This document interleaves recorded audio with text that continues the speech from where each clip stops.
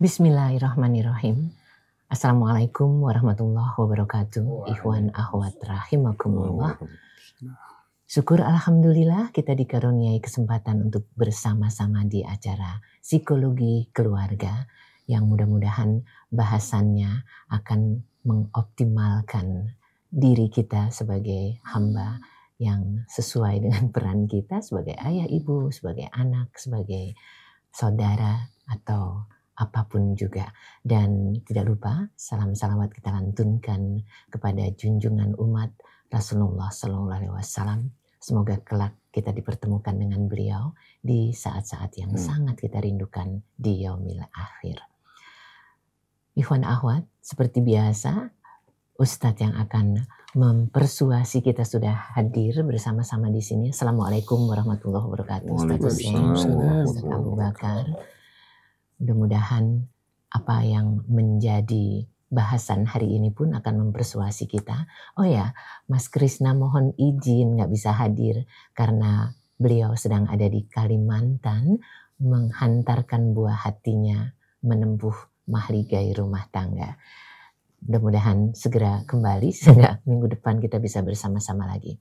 Ustadz, sebelum kita mulai, kita akan bersama-sama membaca umul kitab.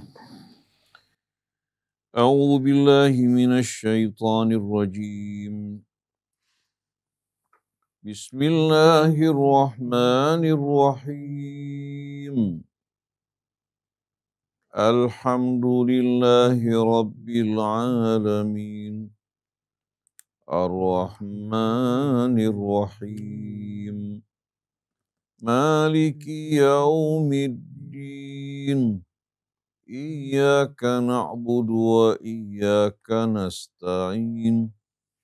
Ihdinas siratal mustaqim. Siratal ladzina an'amta 'alaihim ghairil maghdubi 'alaihim waladdallin.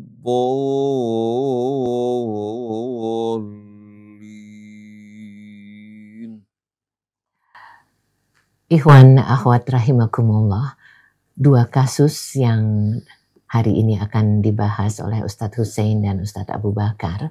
Yang pertama Ustadz, saya seorang istri yang menderita karena meninggal suami sejak 14 tahun yang lalu dan saya menghidupkan anak-anak sendiri. Saya pikir mereka akan baik-baik saja. Ternyata setelah dewasa mereka tidak suka dengan saya, Ustadz, saya baru tahu. Mereka sangat saya harapkan setelah besar bisa menjadi pengganti ayahnya. Ternyata tidak. Mereka senang melakukan perbuatan yang tidak pantas. Mereka melakukan sesuatu yang tidak benar. Keluar malam, pagi pulang, dan terus tidur. Saya tidak tahu apa yang menyebabkan mereka seperti ini. Dan akhir-akhir ini dia sudah melakukan perbuatan yang tidak baik dengan saya, Ustadz. Dia marah-marah, bentak-bentak. Apa yang harus saya lakukan? Apa yang saya perbuat untuk dirinya agar mau kembali normal? Itu yang pertama, Ustadz. Yang satunya juga dari wanita ini. Saya satu-satunya anak wanita. Katanya kalau anak laki-laki Ustadz itu perlu ridho orang tua. Sementara anak perempuan perlu ridho suami. Karena saya satu-satunya anak yang harus merawat orang tua. Suami akan tugas ke luar negeri, sementara ayah sedang sakit-sakitan. Apa yang harus saya lakukan, Ustadz? Terima kasih. Iya, itu dua kasusnya. A'udzu billahi minasy syaithanir rajim. Bismillahirrahmanirrahim. Alhamdulillahi rabbil alamin. Allahumma shalli ala Muhammadin wa ali Muhammad. Assalamu alayka ya Rasulullah. Assalamu alayna wa ala ibadillah salihin. Wassalamu alaikum warahmatullahi wabarakatuh. Waalaikumsalam warahmatullahi wabarakatuh. Allahumma atina min indika rahma wa 'allimna min ladunka ilman nafi'a wanfa'na bima 'allamtana. Wa na'udzu bika minaz zaighi wad dhalal waz zalali wal fitan. Wa alhimna rushdak wa ati nufusana taqwaha anta waliyuha wa maulaha. Amma ba'du.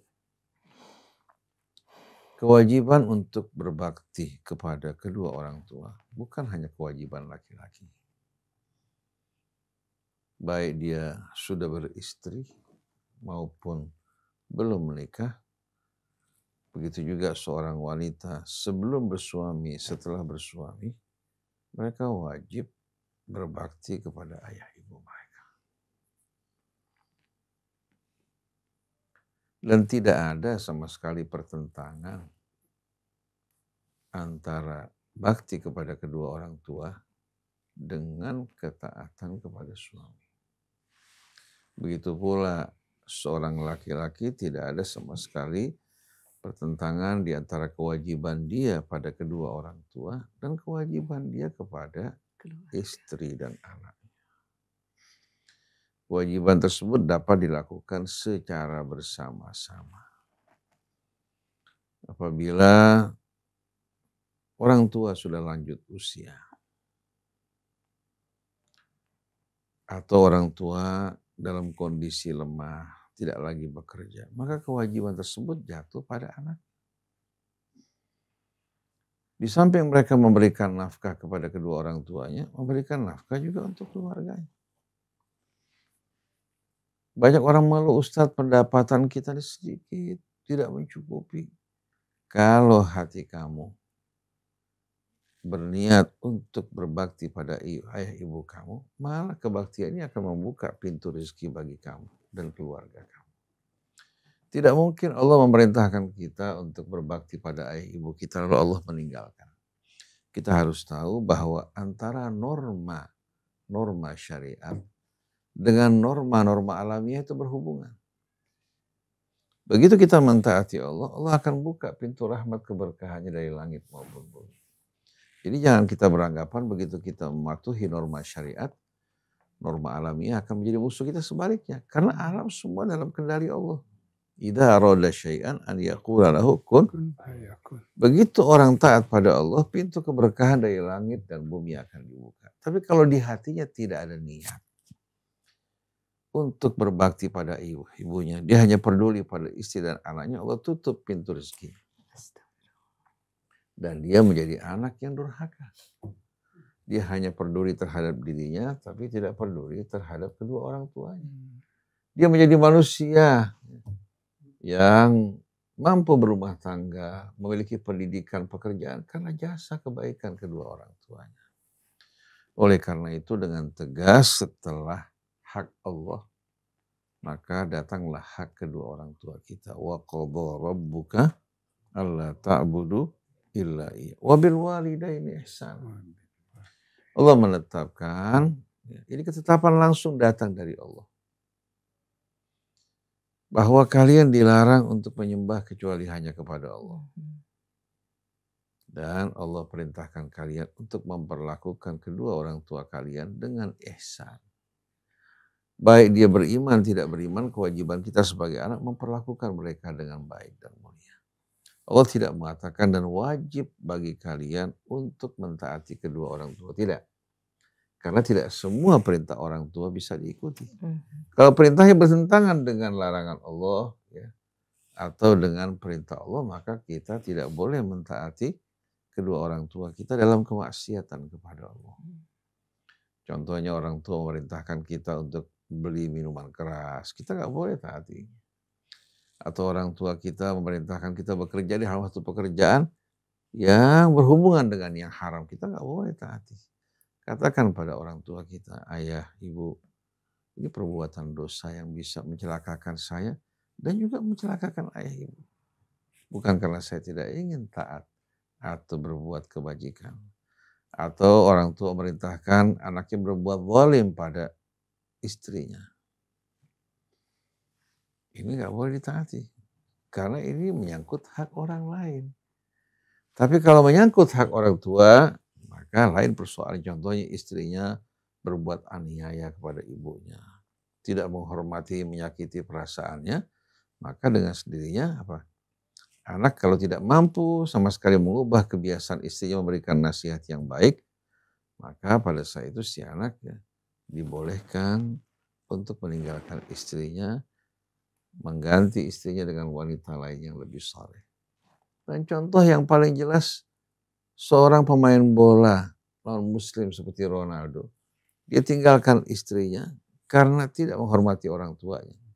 Ronaldo mengatakan, saya ini bisa menjadi seorang pemain bola seperti saat ini karena jasa ibu saya, dia yang mencuci, menjadi kuli cuci untuk membelikan sepatu buat saya.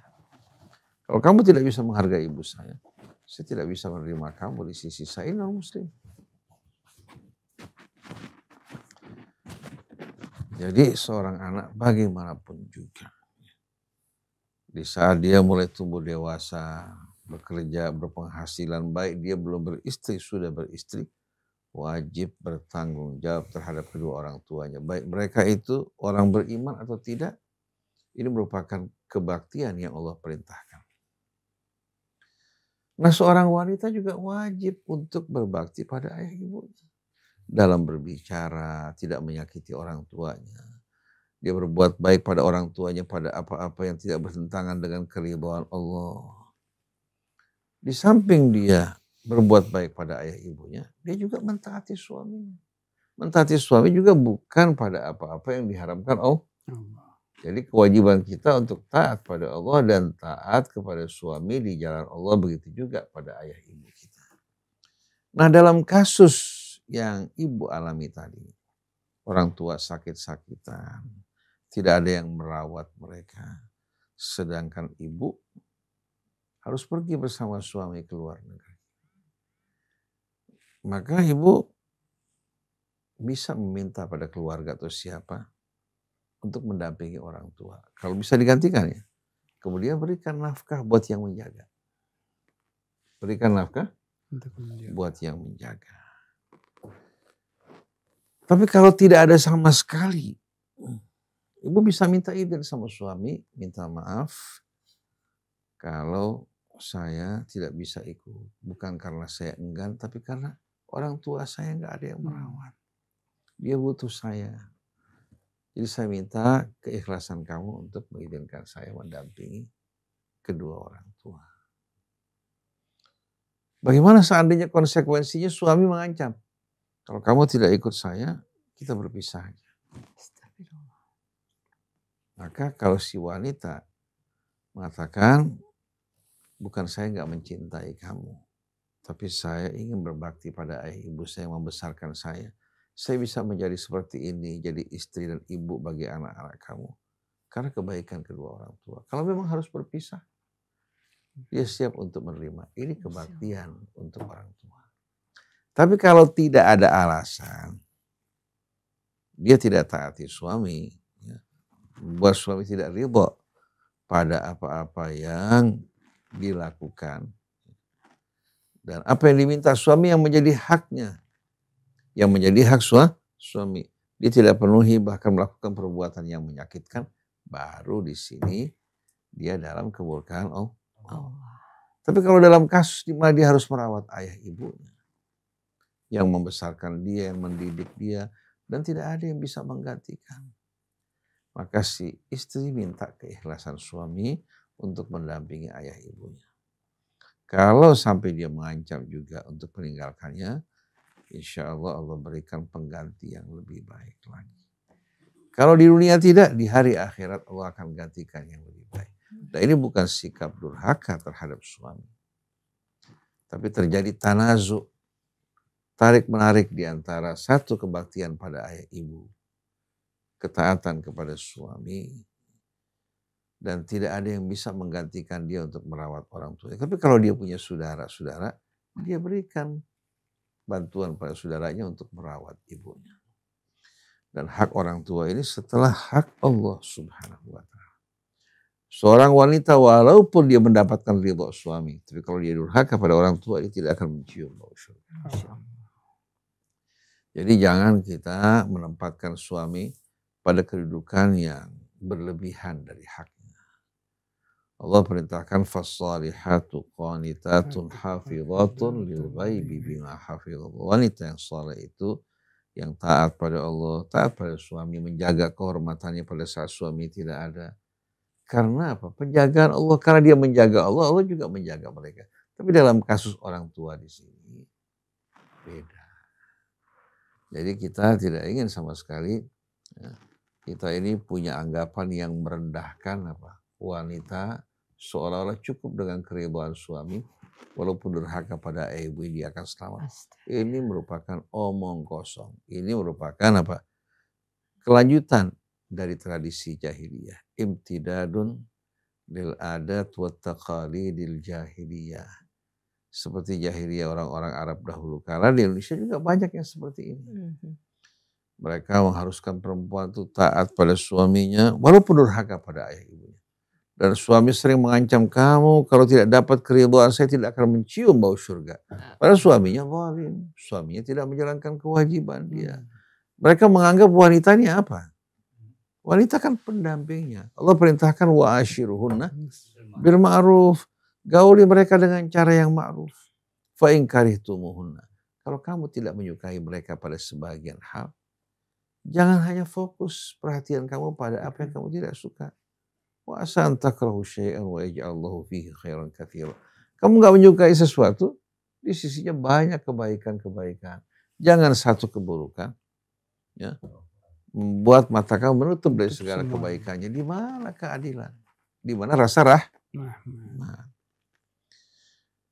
Nah, berkaitan dengan yang kedua tadi, seorang ibu ditinggal wafat oleh suaminya selama 14 tahun. Dia merawat anak-anaknya berjuang dengan susah payah. Ternyata dia kecewa dengan sikap anak yang diharapkan bisa menjadi pengganti orang tuanya di saat dia tua. Ternyata anak tersebut tidak peduli pada ibunya, tidak menghargai kebaikannya, bahkan bersikap kurang ajar. Kira-kira kenapa sampai terjadi hal seperti ini? Jawabannya ibu, maaf ya. Dia mengalami keadaan seperti ini, sebetulnya output yang keluar daripadanya tergantung input yang masuk. Kalau inputnya baik, ibu didik dia untuk taat pada Allah. Ya, kemudian ibu juga perintahkan dia untuk menjalankan perintah Allah. Perkenalkan juga kewajiban dia sebagai seorang anak. Ya. Dari pelajaran-pelajaran yang Allah berikan dalam Al-Quran, kemudian juga jaga lingkungan pergaulannya agar tidak bergaul dengan lingkungan yang tidak baik yang bisa mencemari jiwanya. Kalau jiwanya dikuasai hawa nafsu, hidup dalam pergaulan juga dalam lingkungan seperti ini, akhirnya apa? Nafsunya menutup kesadarannya. Oleh karena itu orang tua yang mendidik anaknya untuk taat pada Allah, menghormati kebesaran keagungan Allah, Allah tanamkan di hati anak rasa hormat pada orang tua. Kemudian ibu juga dalam hidup ini, ibu bekerja, merawat anak, jadikan niat tujuannya ibadah. Jangan ibu gantungkan harapan ibu kepada anak ibu. Anak ibu ini makhluk. Seandainya dia peduli terhadap ibu, paling hanya sedikit yang bisa diberikan untuk ibu. Tapi kalau ibu gantungkan harapan ibu kepada Allah, Allah akan memberikan segala kebaikan buat ibu. Jadi sebetulnya di antara hal yang penting untuk kita biasakan dalam diri kita, hendaknya kita hanya bergantung pada Allah.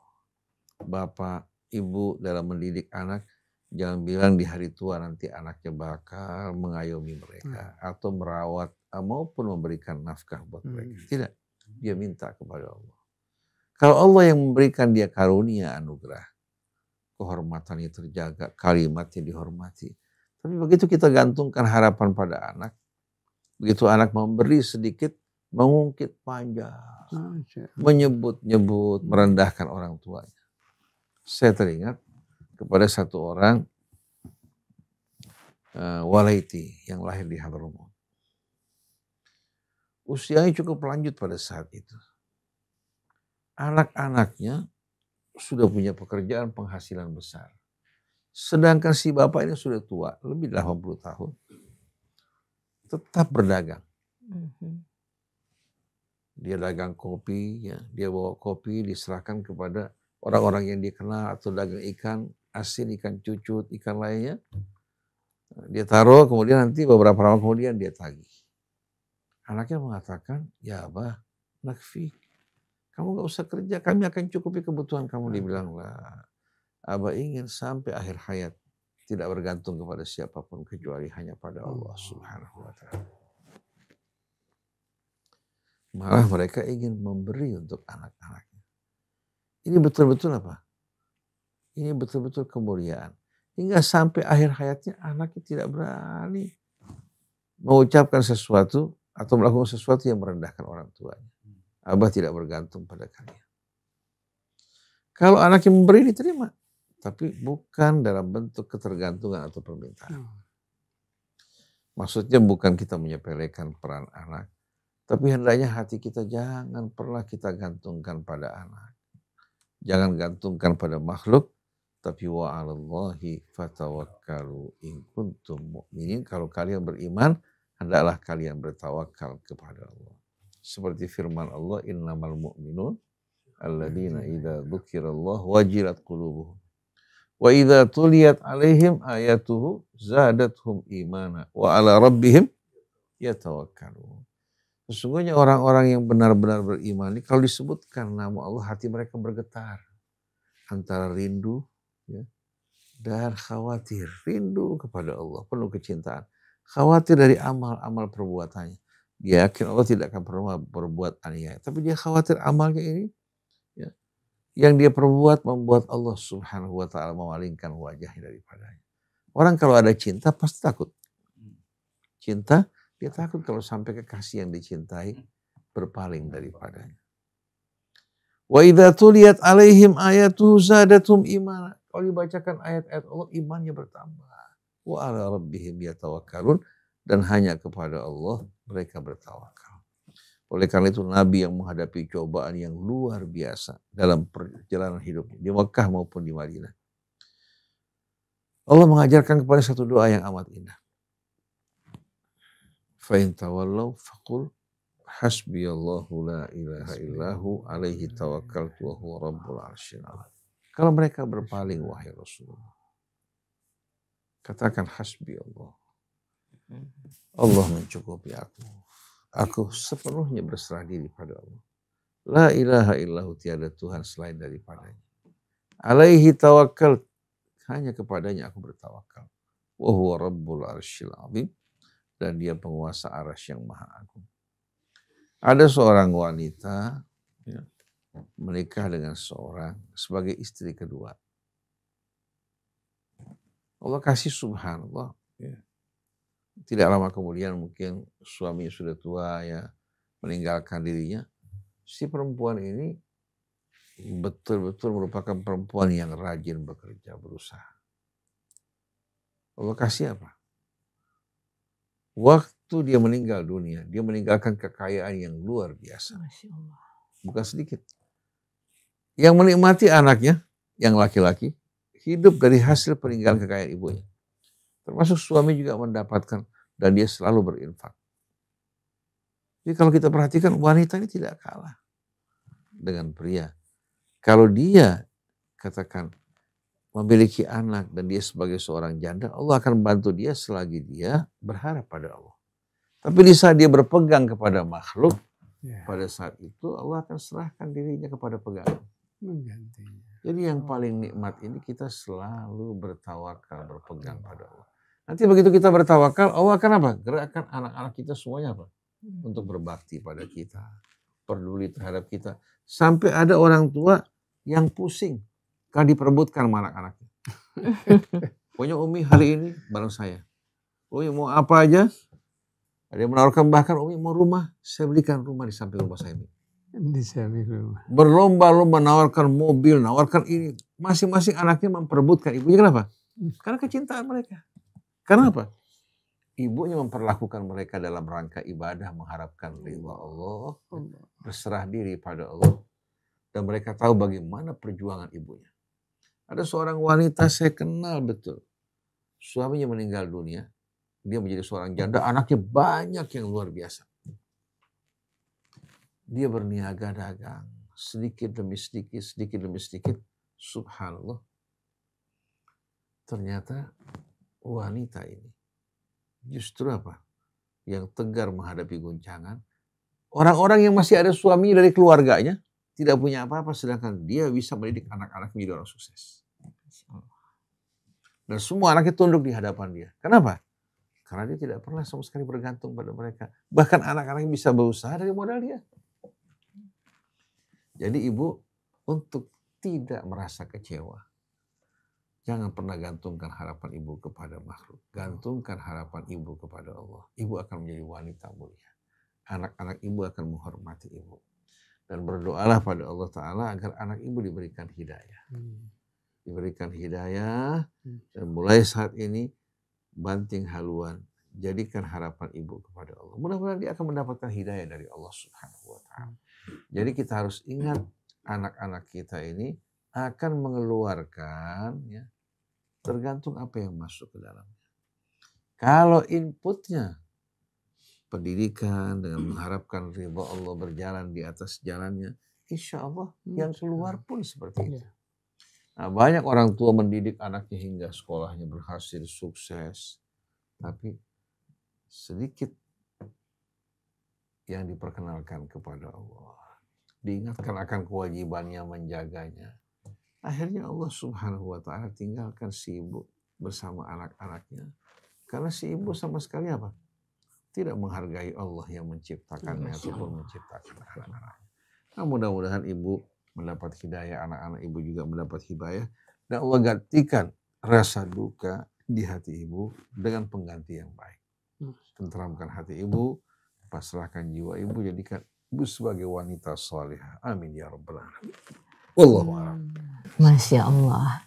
Jadi biar bagaimanapun juga berbaktinya anak-anak pada ibunda tidak lepas dari usaha sekaligus berserah diri, ya. Buah jatuh tidak jauh dari pohonnya, pernah dengar itu. Sementara nanti Ustadz Abu Bakar akan tambahkan yang membuat kita semakin tahu harus bagaimana. Kalau sekarang sudah ada caregiver, apa yang Ustadz Hussein Alatas tadi sampaikan untuk bisa menyerahkan ibu yang sedang kurang sehat. Nah, seperti apakah gerangan? Ustadz Abu Bakar menjelaskannya.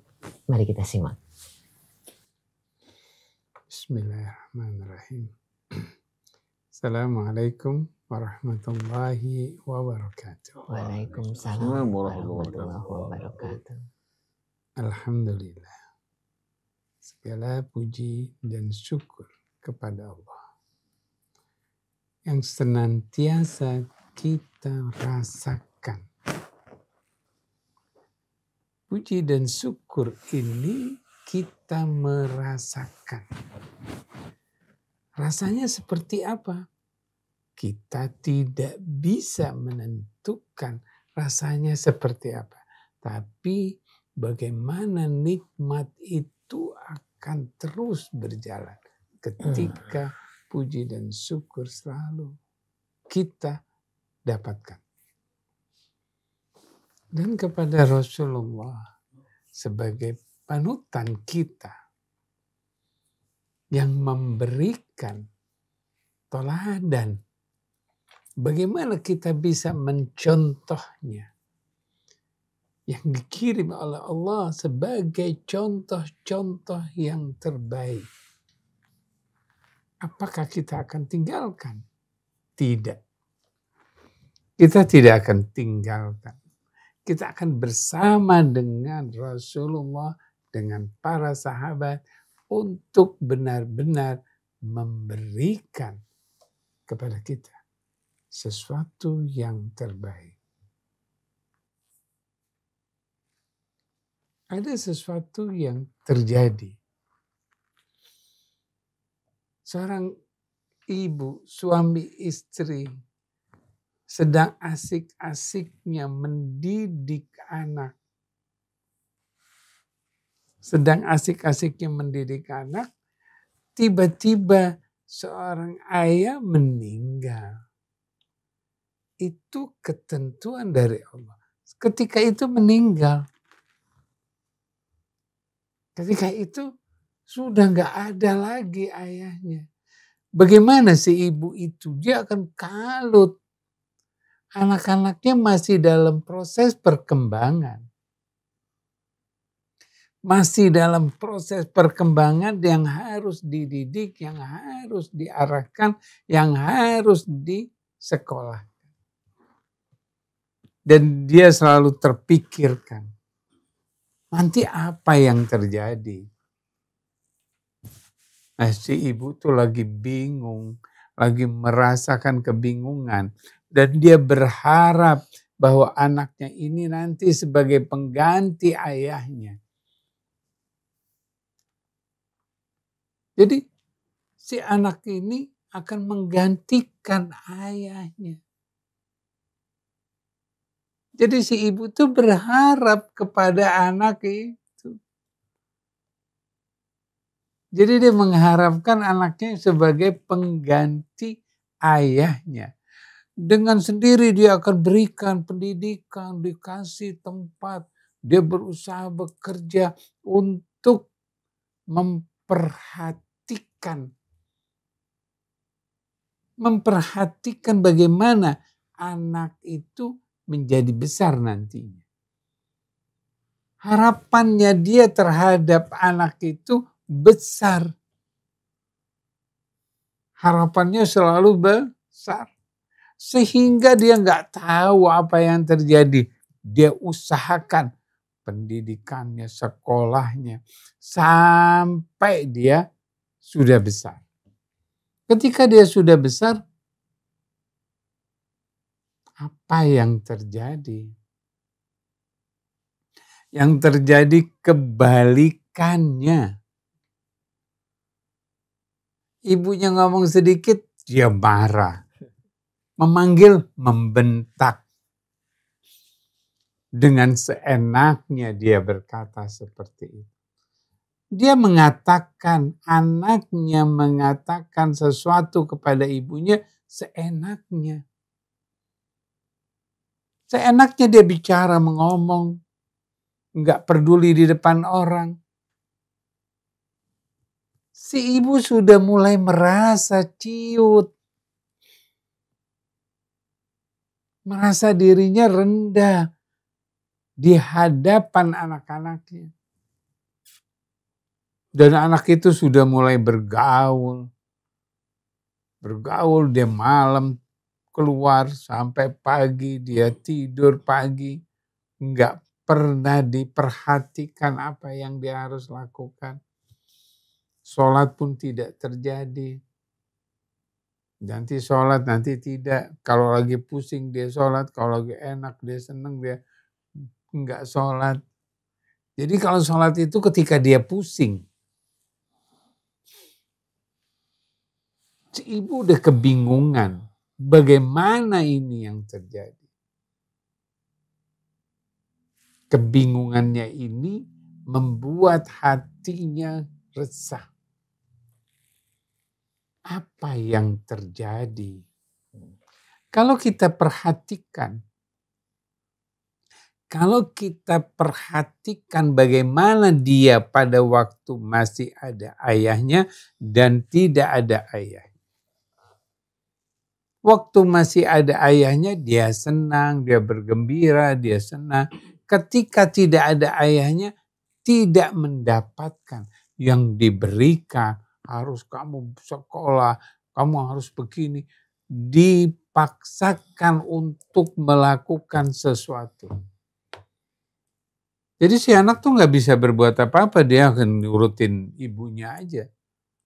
Sampai sudah mulai besar, anak itu berpikir, saya dari dulu suruh begini, suruh begitu, suruh begini. Enggak ada artinya. Beda waktu masih ada ayah. Ayah yang melakukan, saya tidak melakukan. Dia bingung. Akhirnya dia memberontak kepada si ibu. Waktu dia ingin memberontak, waktu dia berontak, si ibu kaget, kenapa kamu memberontak seperti ini? Dia tidak peduli. Dia marah, dia membentak, dia memanggil, dia minta sesuatu, dia bangun. Kenapa kok saya tidak dibangunin? Kenapa kok saya selalu seperti ini? Jadi si anak itu menuntut. Bagaimana tuntutan yang terjadi? Coba kalau kita perhatikan. Waktu dia sama ayahnya masih enak. Ketika tidak ayahnya, dia harus seperti ini, dia harus seperti itu. Dia semuanya, dia tidak tahu apa yang dia harus lakukan. Pertama kali kita mendengar apa yang disampaikan oleh Ustaz Husain, bahwa ibu selalu berharap kepada anak-anaknya. Dia mengharapkan sebagai pengganti ayahnya nanti. Yang nanti dia akan tergantung. Dia akan menggantungkan dirinya kepada si anak. Apa yang terjadi ketika dia menggantungkan? Dia mengharapkan kepada anak-anaknya, ternyata berbalik. Dia tidak seperti yang diharapkan. Dia nggak seperti yang diharapkan, melainkan berlebihan. Kalau kita tergantung pada orang lain, maka kita akan tergantung pada dia. Kalau kita tergantung pada anak, maka kita akan berubah. Dan si anak nggak tahu. Tapi kalau kita bergantung kepada Allah, insya Allah berubah semuanya. Ketergantungan pertama saat ayah itu meninggal, kita serahkan kepada Allah. Bagaimana Allah menetapkan bahwa anak-anak ini akan berkembang. Di sini ketergantungan sangat menentukan. Kalau kita tergantung pada Allah, insya Allah anak-anak itu akan lebih baik. Tapi kenyataannya tidak.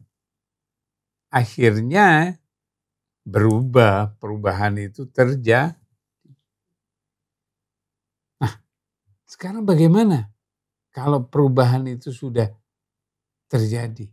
Keinginan dia, harapannya dia tidak seperti yang diinginkan. Kita kembali lagi. Kita kembali bahwa kita berharap kepada Allah. Itu yang pertama. Jadi kita kembali lagi, kita berharap pada Allah, kita kembalikan kepada Allah. Dan yang kedua, bagaimana menghadapi anak-anak ini? Kita tetap ketika dia tertidur, kita bangunkan. Karena dia anak, bukan suami. Dia anak, bukan suami. Maka kita tetapkan, kita tergantung pada Allah, kemudian kita rasakan dia itu anak kita. Anak kita lakukan, bagaimana kita arahkan. Ketika dia malam keluar, kita katakan, tidak. Waktu dia tertidur, kita bangunkan. Kita bangunkan. Dia mau marah, dia mau kesel, dia mau tidak. Kita diam, kita tegarkan diri kita. Kita tegar, kita diam. Dia marah, kita diam dulu. Ketika dia mau, udah begitu. Kita diam. Yuk bangun, sholat. Gak perlu, udah gak usah itu. Bangun, sholat. Kita hanya mengatakan dengan ketegasan, bangun, sholat. Dengan seperti ini, anak itu akan lama-kelamaan. Enggak bisa sekali. Karena kita berharap pada Allah, Allah akan berikan pada dia ini untuk merubah. Bagaimana dia bisa berubah? Dengan tegas kita katakan, bangun, sholat. Ketika dia keluar malam, kita katakan, tidak keluar lagi. Oh, akhir dia keluar, nggak apa-apa. Nggak apa-apa, dia keluar tuh nggak apa-apa. Begitu balik, besok tidak seperti ini. Waktu dia mau keluar, maghrib, dia mau keluar, kita katakan jam 9 sudah di rumah. Wah, ibu bagaimana sih, gimana? Diemin aja. Biarin aja. Dia mau ngomel, dia mau apa, biarin. Tapi tetap kita katakan jam 9 sudah di rumah. Dengan sendirinya kata-kata jam 9 di rumah, pikirannya terus menerus. Dia pas lagi main, jam 9, jam 10, udah jam 11, udah. Tapi tetap kata-kata kita yang masuk ke dalam pikirannya. Jam 9 sudah di rumah. Dengan tegas kita katakan jam 9 sudah di rumah. Terus nanti lagi kalau pas pagi pulang kita bangunkan. Kita berbicara. Dia mau dengar, dia nggak mau dengar, biarkan saja. Biarin aja. Tapi kita tetap menyampaikan yang benar. Kita berkata, kita berbicara, tetap kembali kepada harapannya kita kepada Allah. Kita rubah, kita merubah. Bangun, sholat. Pulang jam 9. Kalau ketemu, yuk kita makan. Udah, nggak mau makan. Yuk kita makan. Jadi taruh makan di meja makan. Nanti ketemu lagi, kita berbicara dengan baik. Tapi sedikit, enggak ngomel, enggak marah. Kita tidak perlu marah. Dan tidak menyalahkan. Tuh kamu keluar malam. Tidak. Ini tidur pagi ini kayak gini enggak baik karena malamnya keluar. Kita tutup, kita tinggalkan. Kita katakan bangun, yuk sholat. Tetap kita kembali kepada diri kita. Kita tegas, insya Allah dia akan berubah. Insya Allah dia akan berubah. Insya Allah. Yang kedua, ya, jadi ridha Allah ada pada ridha suami. Ridha Allah ada ridha pada orang tua. Nah, anak laki-laki atau anak perempuan kepada orang tua. Kalau anak perempuan kepada suami. Jadi anak perempuan itu ada dua. Kepada suami, kepada orang tua. Bagaimana sekarang ketika mau sama orang tua sedangkan dia mau pergi keluar kota. Mau jalan ke keluar kota. Enggak bisa. Dia bingung. Bagaimana ini? Kita kembali yang seperti yang tadi sudah dikatakan.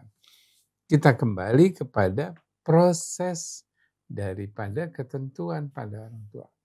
Walaupun kita jauh, kita di luar kota, kita akan tetap berkomunikasi. Sekarang sudah pakai WA, pakai telepon, udah otomatis. Kalau dulu pakai surat, ya, ada interaksi. Itu yang dibutuhkan. Mengabarkan kebaikan-kebaikan kepada orang tua. Kalau kita di luar kota, kita mengabarkan kebaikan-kebaikan apa yang terjadi, bukan keluhan. Bukan kita ngomel di Instagram, begini, wah begitu, bukan.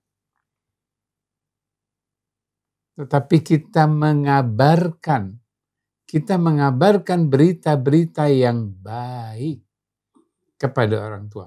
Itu namanya taat kepada orang tua.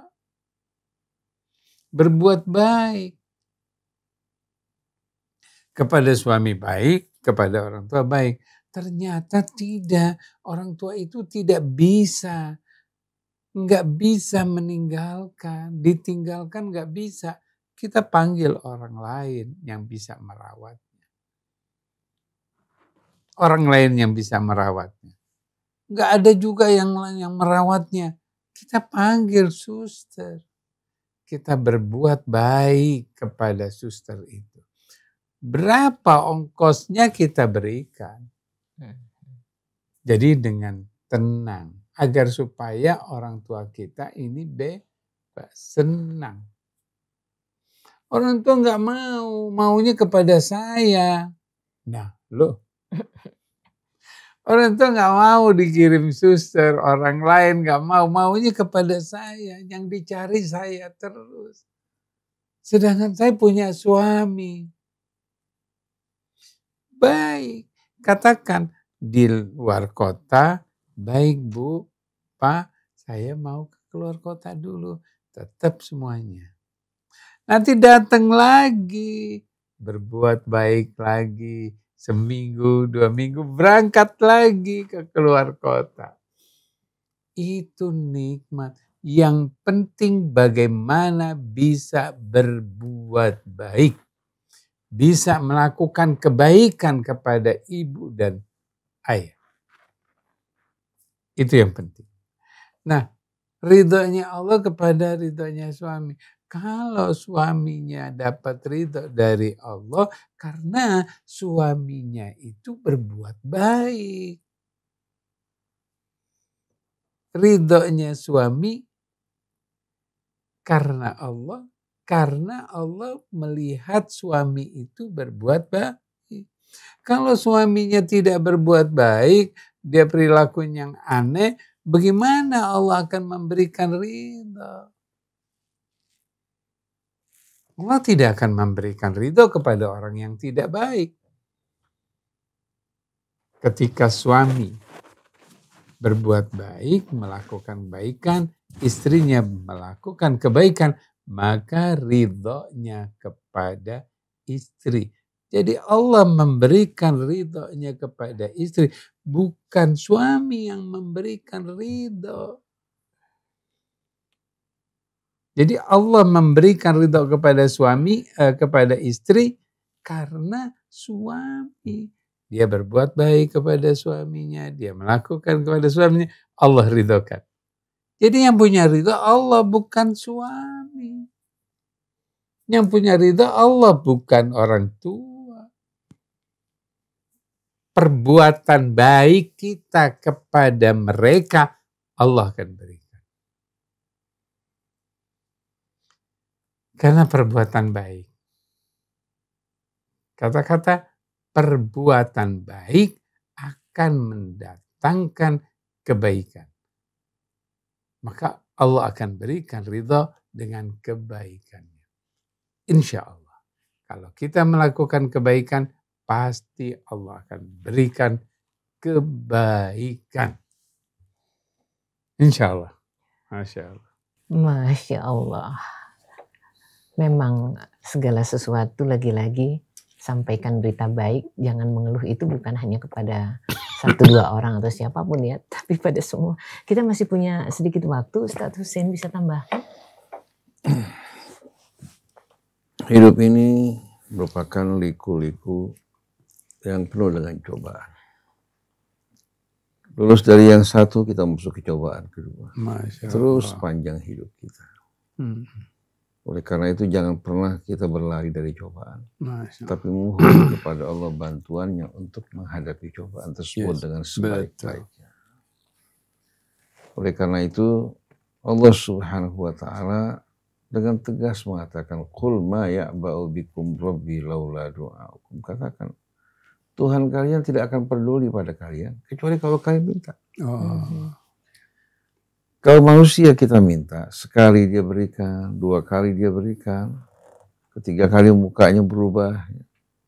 Kemudian sering-sering kita meminta, akhirnya dia memandang remeh kita. Sebaliknya Allah, semakin sering kita datang kepada Allah, mohon kepadanya, semakin betul-betul apa? Kita mendapatkan kecintaan dari Allah. Bahkan Allah mengumumkan, wa qala rabbukum ud'uni astajib lakum. Tuhan kalian berkata, mohonlah padaku, aku akan kabulkan permintaan kalian. Ada nggak kira-kira makhluk di sekeliling kita ini yang mengumumkan hal ini kepada saudara-saudara? Nggak ada. Kalau Allah Anda ingin minta siang hari, sore, malam hari, Anda bisa bermunajat langsung bersama Allah, menyampaikan keluh kesah Anda, harapan Anda, dan insya Allah bantuan Allah akan hadir dengan cepat. Bahkan Allah mengatakan kepada Rasulnya, wa idza sa'alaka ibadi anni fa inni qarib. Kalau tuh hambaku bertanya padamu di mana aku amat dekat yang luar biasa. Dalam bahasa Arab kata qarib itu namanya sifat musyabbah. Menunjukkan betapa dekatnya Allah. Tapi sayang, Allah tidak pernah kita toleh. Jangankan kita pandang. Tidak kita toleh kecuali pada saat kita kepepet, kejepit, baru kita menoleh kepada Allah. Oleh karena itu dalam menghadapi liku-liku kehidupan ini, berlari berarti kita meninggalkan ujian. Kita akan gagal. Nah, banyak orang berlari dengan menyibukkan dirinya. Ada yang berlari dengan mempergunakan berbagai macam kesenangan yang Allah berikan padanya. Tiap dia diingatkan kepada Allah, dia marah. Kamu dibikin hati nggak enak aja. Seharusnya kalau diingatkan kepada Allah, hati gembira kan? Hatinya bergetar, penuh kerinduan, penuh harap kepada Allah Subhanahu wa Ta'ala. Jadi kesimpulannya, ikhwan akhwat yang dirahmati Allah, Mbak Nuning, Ustaz Abu Bakar, dan kita semua ingin menunjukkan ke jalan terang. Betul. Sesuai dengan pengalaman hidup kita. Paling indah pada saat kita dalam seluruh kebutuhan kita bergantung dan berharap pada Allah. Dalam saat yang bagaimanapun sulitnya, Allah mengulurkan tangannya di tengah-tengah kegelapan hidup. Dan kita rasakan pada saat itu, selama ini kita ini lalai menjalankan kewajiban kita pada Allah. Sedangkan Allah selalu peduli memberikan perhatian kepada kita. Bahkan pada hal-hal yang jarang kita ingat. Jantung kita berdenyut. Satu harinya coba berapa kali denyut jantung kita. Paru-paru kita kembang dan kuncup. Baru kita menyadari begitu salah satu paru-paru kita tidak berkembang lagi, baru kita merasakan. Begitu juga pada saat dia merasakan gangguan pada jantungnya. Tiap kali dia merasakan serangan, diingat pada Allah Ta'ala. Begitu juga orang yang cuci darah. Saya ingat seorang berkata, Ustaz, apa artinya hidup ini? Saya bilang, kamu tuh bersyukur pada Allah. Kenapa? Kamu pada saat ini disebabkan karena penyakit kamu yang dulu biasa kamu lakukan. Dengan harta kamu keliling dunia bermain perempuan, sekarang Allah Subhanahu wa Ta'ala hentikan.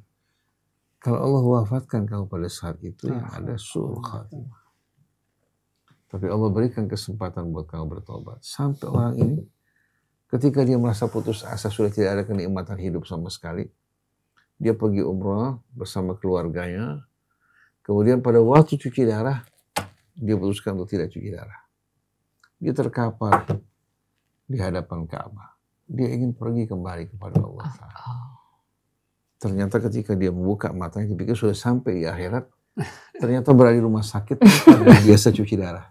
Karena dia punya kartu keanggotaan. Saya bilang, Allah berikan kesempatan buat kamu, pergunakan kesempatan itu untuk kembali pada Allah Subhanahu wa Ta'ala. Mudah-mudahan Allah ampuni dosa-dosa kamu. Karena orang baru menghargai arti hidup ini, begitu dia berada pada saat-saat akan meninggalkan dunia, baru dia menyadari dia punya modal yang begitu banyak untuk kembali kepada Allah, bukan untuk membangun dunianya yang bakal yang bakal runtuh, yang bakal ditinggalkan. Tapi dia membangun akhiratnya dengan potensi yang Allah berikan, didik anaknya, Dia juga berikan kesejahteraan buat anaknya, mengingatkan mereka kepada Allah, berbuat kebaikan kepada sesama manusia. Begitu dia akan meninggal dunia, ketika datang malakul maut, dia mengatakan, ahlan bi rasuli rabbi, selamat datang utusan Tuhanku. Kau merupakan utusan yang aku rindukan. Ingin segera betul-betul berjumpa dengan Allah Subhanahu wa Ta'ala. Jadi jangan kita jadikan dunia ini sebagai tujuan kita. Jadikan dunia untuk membangun kehidupan yang sebaik-baiknya bagi diri kita, keluarga kita. Begitu pula untuk bekal hari akhir nanti. Subhanakallahumma wa bihamdik. Asyhadu an la ilaha illa anta astaghfiruka wa atubu ilaik. Wal afu minkum. Wassalamualaikum warahmatullahi wabarakatuh. Waalaikumsalam warahmatullahi wabarakatuh.